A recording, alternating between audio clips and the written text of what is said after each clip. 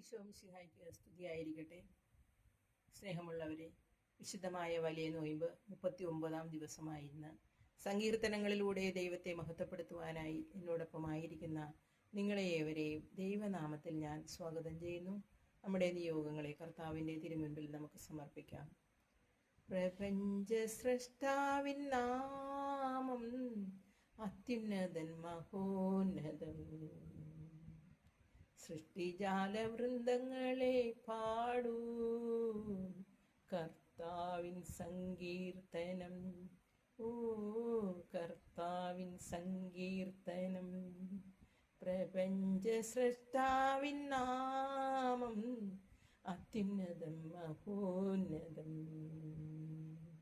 സൃഷ്ടിജാലവൃന്ദങ്ങളെ പാടൂ കർത്താവിൻ സങ്കീർത്തനം. റോമാലേഖനം 5-ാം അധ്യായം 5-ാം തിരുവചനം നമ്മെ പഠിപ്പിക്കുന്നത്, പ്രത്യാശ നമ്മെ നിരാശരാക്കുന്നില്ല.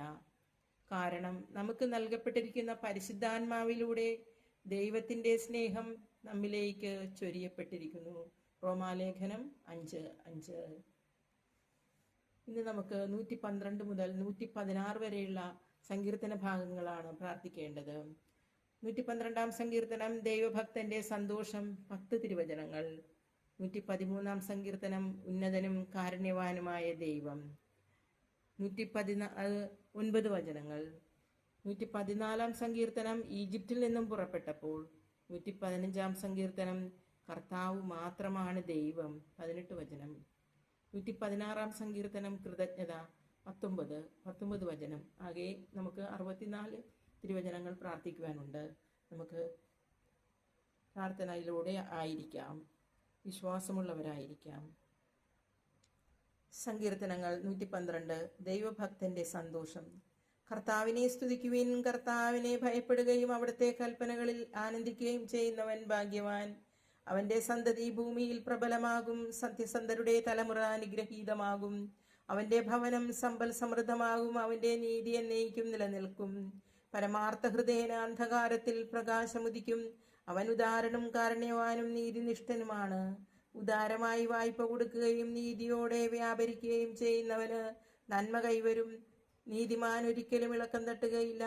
അവന്റെ സ്മരണ എന്നേക്കും നിലനിൽക്കും. ദുർവാർത്തകളെ അവൻ ഭയപ്പെടുകയില്ല. അവന്റെ ഹൃദയം അചഞ്ചലവും കർത്താവിൽ ആശ്രയിക്കുന്നതുമാണ്. അവന്റെ ഹൃദയം ദൃഢതയുള്ളതായിരിക്കും. അവൻ ഭയപ്പെടുകയില്ല. അവൻ ശത്രുക്കളുടെ പരാജയം കാണും. അവൻ ദരിദ്രർക്ക് ഉദാരമായി വായ്പ നൽകും. അവന്റെ നീതി എന്നേക്കും നിലനിൽക്കുന്നു. അവൻ അഭിമാനത്തോടെ ശിരസ്സുയർത്തി നിൽക്കും. ദുഷ്ടൻ അത് കണ്ട് കോപിക്കുന്നു, പല്ലിറുമുന്നു. അവന്റെ ഉള്ളുരുകുന്നു. ദുഷ്ടന്റെ ആഗ്രഹം നിഷ്ഫലമാകും. സങ്കീർത്തനങ്ങൾ 113. ഉന്നതനും കാരുണ്യവാനുമായ ദൈവം. കർത്താവിനെ സ്തുതിക്കുവിൻ, കർത്താവിന്റെ ദാസരെ അവിടുത്തെ സ്തുതിക്കുവിൻ, കർത്താവിന്റെ നാമത്തെ സ്തുതിക്കുവിൻ. കർത്താവിന്റെ നാമം ഇന്നും എന്നേക്കും വാഴ്ത്തപ്പെടട്ടെ, ഉദയം മുതൽ അസ്തമയം വരെ. കർത്താവിന്റെ നാമം വാഴ്ത്തപ്പെടട്ടെ. കർത്താവ് സകല ജനതകളുടെയും മേൽ വാഴുന്നു. അവിടുത്തെ മഹത്വം ആകാശത്തിനുമീതെ ഉയർന്നിരിക്കുന്നു. നമ്മുടെ ദൈവമായ കർത്താവിന് തുല്യനായി ആരുണ്ട്? അവിടുന്ന് ഉന്നതത്തിൽ ഉപവിഷ്ടനായിരിക്കുന്നു. അവിടുന്ന് കുനിഞ്ഞ് ആകാശത്തെയും ഭൂമിയെയും നോക്കുന്നു. അവിടുന്ന് ദരിദ്രനെ പൊടിയിൽ നിന്നും ഉയർത്തുന്നു, അഗതിയെ ചാരക്കൂനയിൽ നിന്നും ഉദ്ധരിക്കുന്നു. അവരെ പ്രഭുക്കന്മാരോടൊപ്പം, തന്റെ ജനത്തിന്റെ പ്രഭുക്കന്മാരോടൊപ്പം ഇരുത്തുന്നു. അവിടുന്ന് വന്ധ്യയ്ക്ക് വസതി കൊടുക്കുന്നു, മക്കളെ നൽകി അവളെ സന്തുഷ്ടയാക്കുന്നു. കർത്താവിനെ സ്തുതിക്കുവിൻ. 114-ാം സങ്കീർത്തനം. ഈജിപ്തിൽ നിന്നും പുറപ്പെട്ടപ്പോൾ. ഇസ്രായേൽ ഈജിപ്തിൽ നിന്നും പുറപ്പെട്ടപ്പോൾ യാക്കോബിന്റെ ഭവനം അന്യഭാഷ സംസാരിക്കുന്ന ജനതകളുടെ ഇടയിൽ നിന്നും പുറപ്പെട്ടപ്പോൾ. യൂദ അവിടുത്തെ വിശുദ്ധ മന്ദിരവും ഇസ്രായേൽ അവിടുത്തെ സാമ്രാജ്യവുമായി. അത് കണ്ട് കടൽ ഓടിയകന്നു, ജോർദാൻ പിൻവാങ്ങി. പർവ്വതങ്ങൾ മുട്ടാടുകളെ പോലെയും മലകൾ ആട്ടിൻകുട്ടികളെ പോലെയും തുള്ളിച്ചാടി. സമുദ്രമേ ഓടിയകലാൻ നിനക്കെന്തു പറ്റി? ജോർദാൻ, നീ എന്തിന് പിൻവാങ്ങുന്നു? പർവ്വതങ്ങളെ, നിങ്ങൾ മുട്ടാടുകളെ പോലെയും മലകളെ, നിങ്ങൾ കുഞ്ഞാടുകളെ പോലെയും തുള്ളുന്നതെന്തിന്? കർത്താവിന്റെ സന്നിധിയിൽ, യാക്കോബിന്റെ ദൈവത്തിന്റെ സന്നിധിയിൽ ഭൂമി വിറകൊള്ളട്ടെ. അവിടുന്ന് പാറയെ ജലാശയമാക്കി, തീക്കല്ലിനെ നീരുറവയാക്കി. 115-ാം സങ്കീർത്തനം. കർത്താവ് മാത്രമാണ് ദൈവം. ഞങ്ങൾക്കല്ല കർത്താവേ, ഞങ്ങൾക്കല്ല. അങ്ങയുടെ കാരുണ്യത്തെയും വിശ്വസ്തതയെയും പ്രതി അങ്ങയുടെ നാമത്തിനാണ് മഹത്വം നൽകപ്പെടേണ്ടത്. അവരുടെ ദൈവം എവിടെയെന്ന് ജനതകൾ പറയാനിടയാക്കുന്നത് എന്തിന്? നമ്മുടെ ദൈവം സ്വർഗത്തിലാണ്. തനിക്കിഷ്ടമുള്ളതെല്ലാം അവിടുന്ന് ചെയ്യുന്നു. അവരുടെ വിഗ്രഹങ്ങൾ സ്വർണവും വെള്ളിയുമാണ്, മനുഷ്യരുടെ കരവേലകൾ മാത്രം. അവയ്ക്ക് വായുണ്ട്, എന്നാൽ മിണ്ടുന്നില്ല. അവയ്ക്ക് കണ്ണുണ്ട്, എന്നാൽ കാണുന്നില്ല. അവയ്ക്ക് കാതുണ്ട്, എന്നാൽ കേൾക്കുന്നില്ല. മൂക്കുണ്ട്, എന്നാൽ മണത്തറിയുന്നില്ല. അവയ്ക്ക് കൈയുണ്ട്, എന്നാൽ സ്പർശിക്കുന്നില്ല. കാലുണ്ട്, എന്നാൽ നടക്കുന്നില്ല. അവയുടെ കണ്ടത്തിൽ നിന്നും സ്വരം ഉയരുന്നില്ല.